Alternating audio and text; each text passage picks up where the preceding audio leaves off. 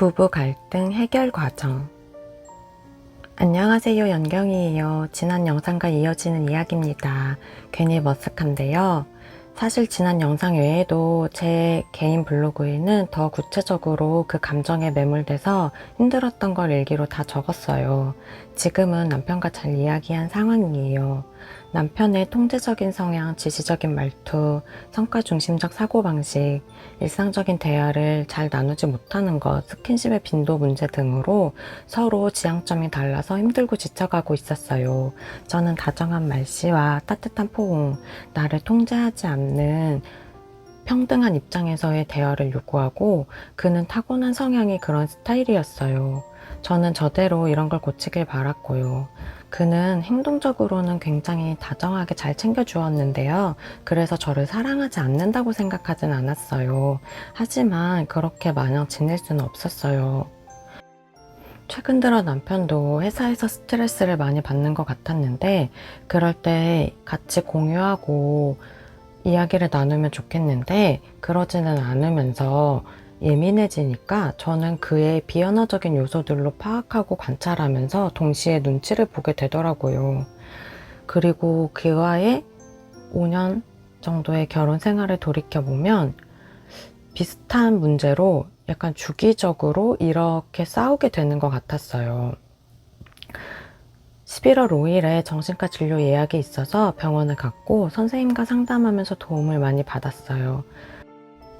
저는 이 병원을 오래 다녀서 선생님이 제 상황을 어느 정도 알고 계셨고 말씀드리고 피드백을 받았는데, 요약하자면 사람은 불안할 때 통제 성향이 높아진다고 하셨어요. 남편이 많이 불안한 것 같다고. 그리고 T 성향의 사람들은 일상 대화를 불필요한 것으로 여기기 때문에 자연스럽게 그런 경험이 적고, 그러다 보니까 그런 대화를 어려워한다고 해요. 당연히 감정을 나누고 소통하는 것도 어려워하고요. 그래서 제가 받아들이고 천천히 기다려야 할 문제라고 하셨어요. 스킨십도 애초에 타고나기를 스킨십을 좋아하는 사람은 별로 친하지 않은 사람과 팔짱도 낄 수 있는데, 좋아하지 않으면 그 자체가 즐거움을 주는 게 아니라서 사랑하는 정도와 스킨십의 정도가 비례하는 것은 아니니 좀 이해해 주면 좋겠다고 하셨어요. 그리고 역지사지를 해보니 내가 스킨십을 하면서 위로받고 힐링하고 에너지를 채우는데 그는 그게 에너지를 소모하는 일일 수 있겠구나 생각했어요. 슬프지만요. 흑. 하지만 차가운 말투랑 지시하는 표현, 내 의견을 지나치게 부정적으로 표현하는 것은 좀 덜했으면 좋겠다고 생각했어요. 그게 상처가 되기도 하고 무엇을 하고자 하는 제 에너지와 의욕을 꺾어버리더라고요. 그럼 저는 의기소침해지고 무기력해지더라고요. 아무튼 병원 진료를 마치고 나오는데 남편에게서 톡이 왔어요. 생각해보니 잘못한 게 많은 것 같다며 저녁에 이야기하자고요. 제가 헬스장 아르바이트를 하는 것도 마음에 안 들고 저 때문에 잠을 못 잔다고 짜증을 내길래 그날 저녁부터 다른 방에서 자고 마주치는 일이 없었거든요. 선생님이랑 이야기하면서 마음이 누그러졌고 남편의 문자를 받고 나니 좀 안쓰러운 생각이 들었어요. 그래서 얼마 전부터 먹고 싶다고 했던 크레이프 케이크를 해주려고 바리바리 장을 봐서 집에 갔어요. 집에 가자마자 케이크를 만들기 시작해서 남편 퇴근하고 같이 먹으면서 이야기를 나누었어요. 남편은 그간 혼자 생각했던 것들을 이야기했어요.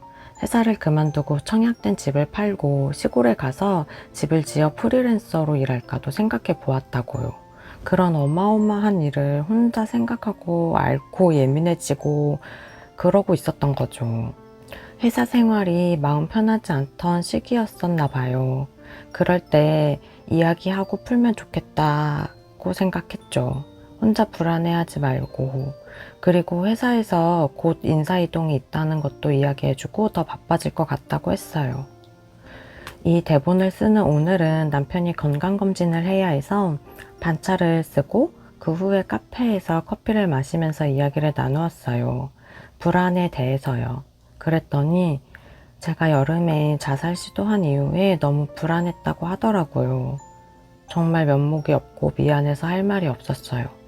그냥 웃으면서 얘기하고 그걸로 개그도 쳐서 또 인증샷이라고 링거 맞는 것도 찍고 그러길래 감성적이거나 감정적인 사람이 아니라서 별로 타격감이 없구나 했었는데 제가 간과한 거죠. 남편은 저랑 다른 면모로 예민하고 섬세하다는 걸요. 정말 미안하다고 이야기했어요. 그리고 저는 버림받기 두렵다는 것과 당신에게 민폐가 되고 싶지 않다는 것, 만약에 그렇다면 내가 먼저 놓아주어야 한다고 생각했다는 걸 얘기했어요. 나랑 살기 싫으면 로드빌리 데리고 나가겠다고 했더니 그 말에 상처받은 것 같더라고요. 그래서 당신이 싫어져서 그런 게 아니라 내가 당신에게 민폐일까봐 아니면 버림받을까봐 두려워서 그런 말을 했다고 했더니 많이 속상해했다고 하더라고요. 다시는 그런 말을 함부로 하지 않겠다고 약속했어요. 사람은 누구나 혼자일 때가 있고 둘이 있어도 외로울 때가 있고 우리는 그런 삶을 살아가는 것 같아요. 하지만 또 우리는 함께고 혼자가 아니죠. 남편은 불안이 쌓이고 스트레스 받는 상황이 생기면 또 이번과 같은 패턴으로 갈지도 몰라요. 하지만 그때는 좀 더 현명하게 대처해보고 싶어요. 그가 퉁명스럽게 말하거나 예민해지면 사실을 말해주고 혹시 힘든 일이 있냐고 물어봐야겠어요. 상처받고 짜증으로 맞대응하지 않고요. 의연하고 성숙한 어른이고 싶은데 쉽지 않은 나새끼의 하루하루네요. 먼저 손 내밀어준 남편에 고맙고 좀 더 현명하게 고비를 넘겨가야겠다는 다짐을 해보아요. 외로움도 받아들이고 혼자여도 담담할 수 있는 사람이 되도록 마음을 단련해 볼게요. 갑자기 날이 추워져서 옷을 많이 입고 다녀요. 시청하시는 분들과 구독자님 모두 감기 조심하세요. 그리고 따뜻한 하루하루가 되시길 기도할게요. 사랑하는 사람들과 마음을 나누면서요. 오늘도 들어주셔서 감사합니다. 구독, 좋아요, 알림 설정 해주셔서 댓글도 달아주셔서 감사합니다. 우리 곧 또 만나요. 고맙습니다.